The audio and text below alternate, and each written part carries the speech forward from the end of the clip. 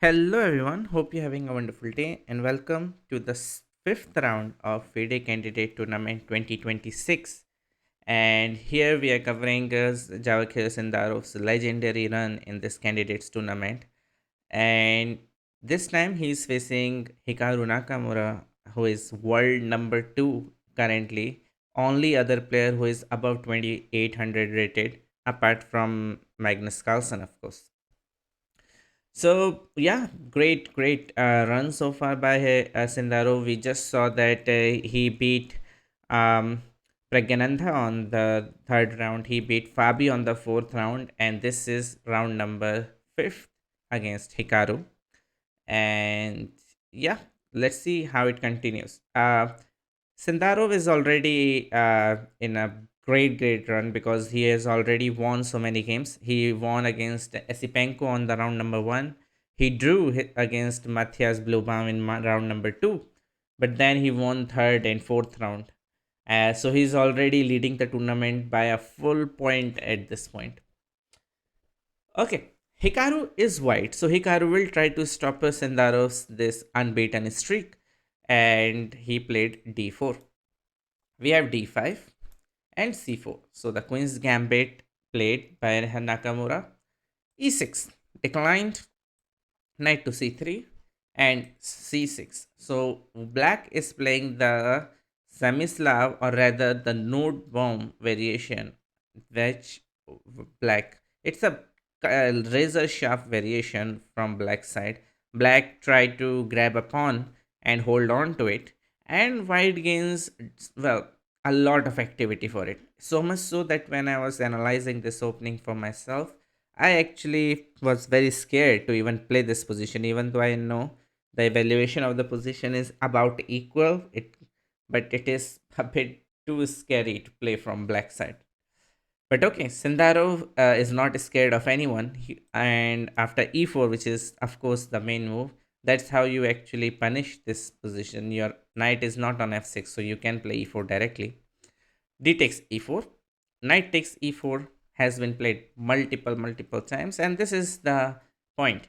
Why you give up the center? You have no piece development. Well, bishop to b4 check. And definitely you can answer this bishop to b4 check with multiple moves.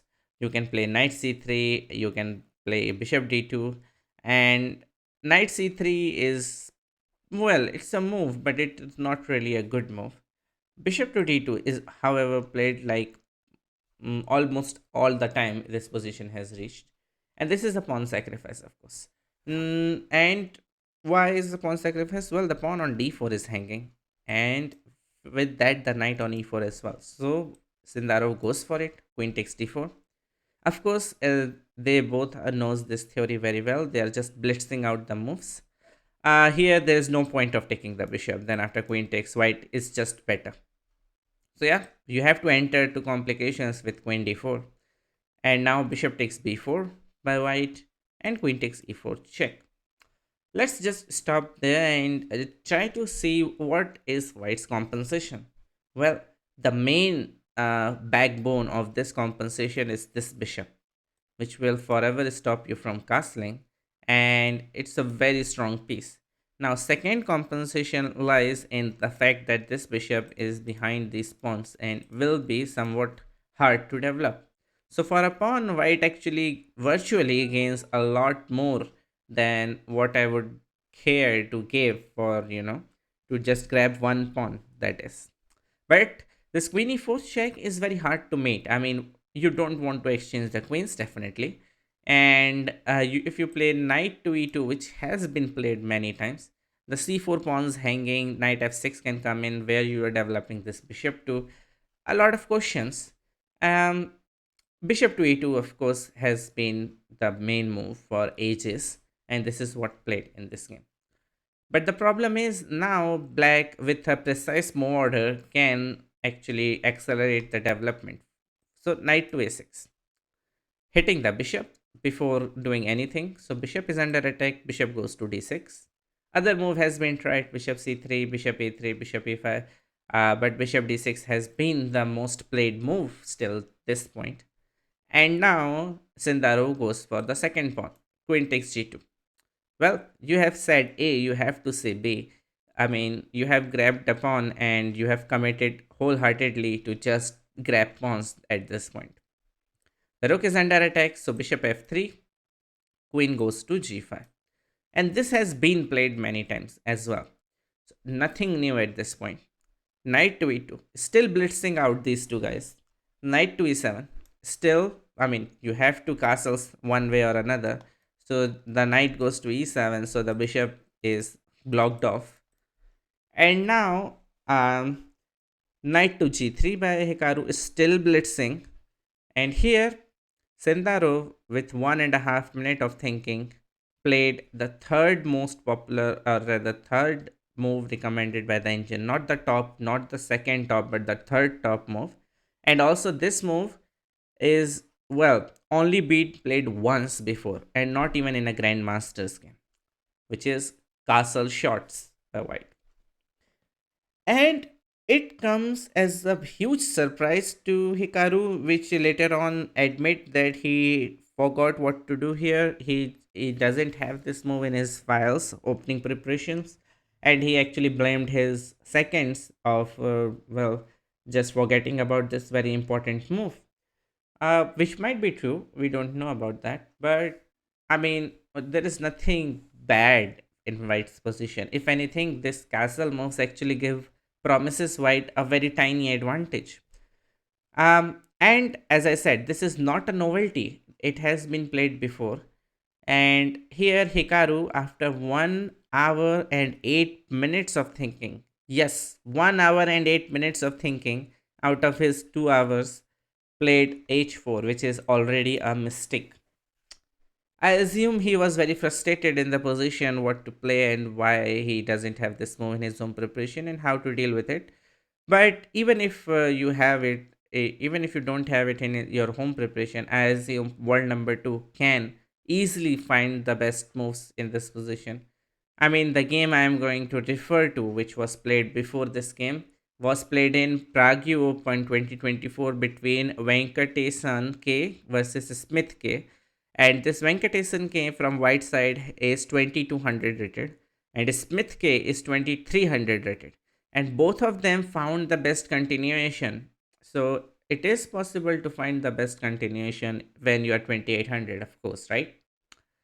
So that's my only criticism on Hikaru in this game. Well, knight to e4 is the best move, which was played between in that previous game which followed this position. And of course, black plays queen to a5 check. Otherwise, you would just lose the connection to the knight and you lose the knight. b4. That is how you counter this attack. And this is what similarly what happened in the game also. But Hikaru just lost this tempo with h4. He doesn't have the knight on e4, and that h4 just proved out to be a mistake. I mean, the waste of time. And in such a sharp position, you cannot waste time, right? And here Venkatesh goes back queen to d8. There was a possibility that you could take knight takes b4, and let's say this is what happened in the um, Hikaru game. Similar thing, castles, rook e8, queen d2, and here after c5 with the knight on e4, white actually has a lot of problems which white can pose. Without the knight, let's put the knight on g3 and pawn on h4, which happened in the game. It would be a game position. This is just not it. Your knight on g3 is not cutting to attack. For example, here white can actually already takes and play rook to d1 with the threat of queen d8. So you have to play rook d7, and after queen g5, it is a force perpetual. Actually, it's not even a perpetual. It's a force win of an exchange from white side.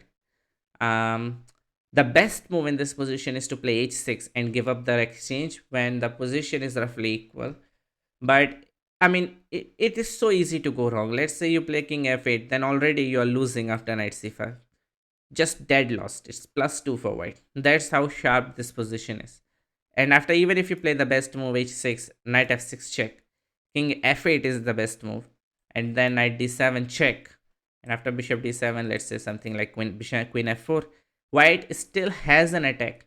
It's still ongoing, but black has too many pawns for exchange. So yeah, Black, if black hold on, then black could go into the end game with some chances, but more than likely white will at least find perpetual, if nothing else. So that is how you treat this position. And well, in that game also, white had gained the very good attack, this Venkatesh versus Smith game. But okay, knight to e4 was not played. H4 was played, a mistake by Hikaru. And we followed the same line, but without the knight on e4. Queen a5 check, b4, and we have knight takes b4. Good move by Sindarov after 12 minutes of thinking. The point is, yes, the knight is hanging, but if you take the knight, and no, knight d3, knight c2 doesn't work because king goes to f1 and there is no check. Knight d5 check is good enough. You're just gonna take the bishop, and that's it. You are up too many pawns and there is no compensation for white to show for it. So king to f1 could be played, but castles played in this position after 5 minutes of thinking from Hikaru. Hikaru is already very low on time. He cannot waste more time. Actually, he has to blitz out at this point, basically. Okay, rook to e8. Of course, the knight was hanging, and queen to d2. Very similar to what happened to Venkatesh game, right? But this knight on e4 is the only thing that white gives white some attacking chances. With the knight on g3, well, not really. Okay, pawn to c5. Best move. Of course, very similar to the idea of that variation which I showed you. Rook to d1. Yeah, rook to d1 played after 20 minutes of thinking. I guess Hikaru was also calculating something like queen to g5, which is definitely possible, but you cannot really do that. I mean, h6 will kick you out, and yeah, you don't really have any attack. You are wondering to get knight to h5 in after, let's say, queen g5, knight h5, then you have attack. But with the knight on e4, you would immediately have knight f6 check, and you could do something. But with the knight on g3, not really. So yeah, very bad misjudgment by Hikaru on that sense. But okay, rook a to d1.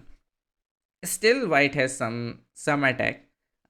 For 2 pawns, white at least have some compensation. You still have to be worried about where to put this bishop, how to untangle your pieces. So you can hope for something. Knight to f5 by Sindarov. After almost 12 minutes of thinking, exchanging the knights off, I mean, it is pretty much forced. This pawn sticks out really. I mean, if this pawn falls, your king is the one who is getting hunted then.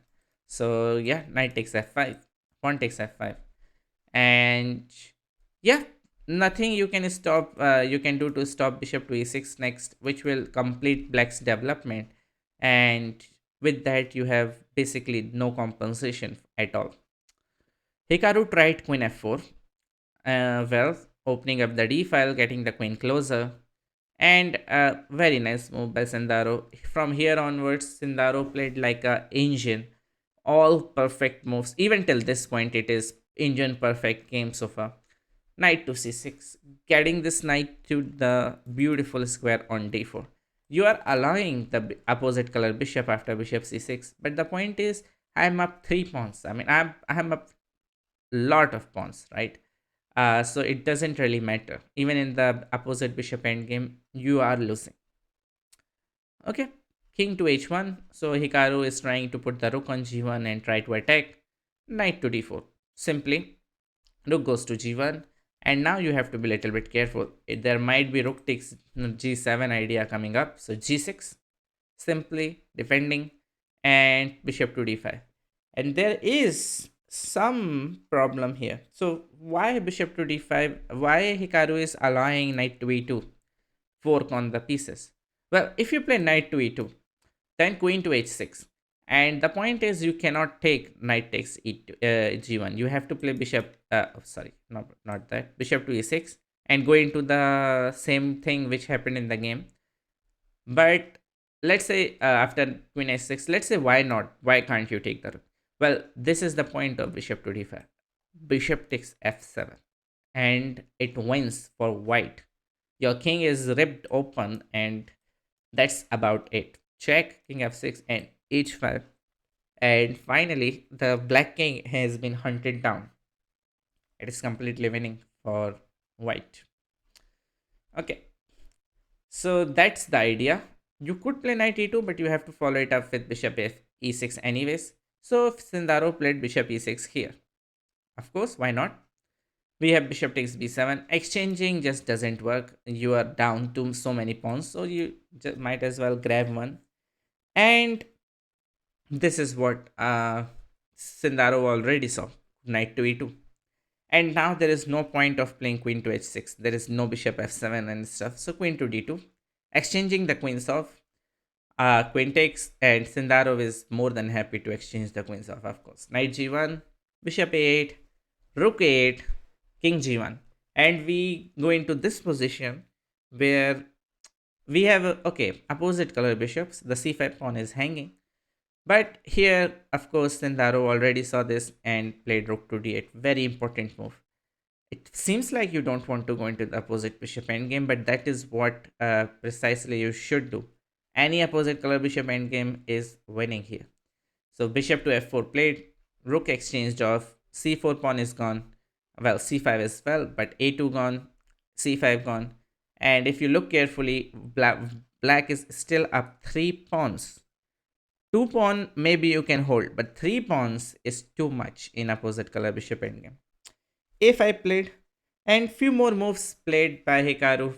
You can resign whenever you feel like it, but okay, f4, f6, king f2, king f7, just getting the king into the game, bishop to a3, king e6, bishop to f8, stopping this h6 g5 break. But Sendarov is not in hurry. He played a4, king e3, and just put the king back. So now you have to move the bishop, and now I'm gonna play h6 and g5.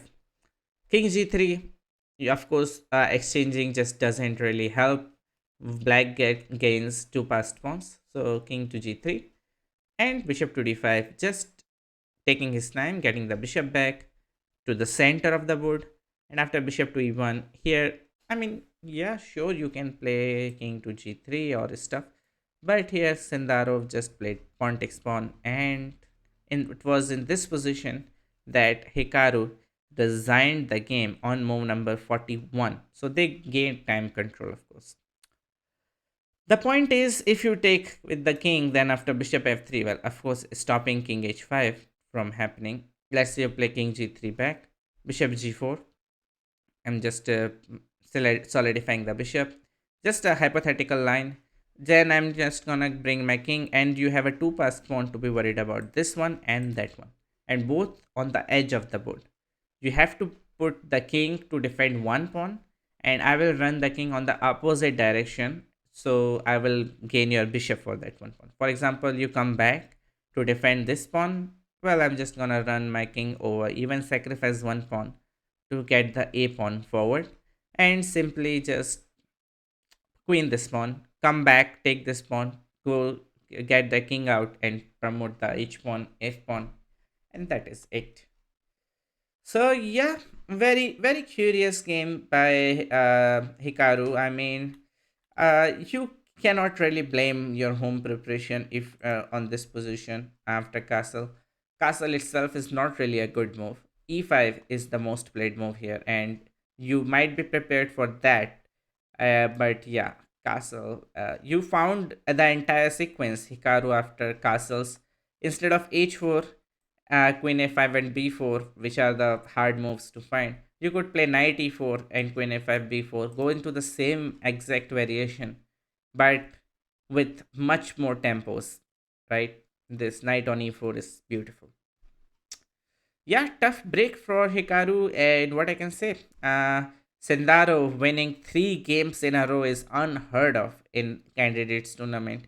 At the start, like after 5 matches, Sendaro has won 4 and drew 1. Uh, and he has beaten the all the best players in this tournament so far. Hikaru, Fabi, Caruana.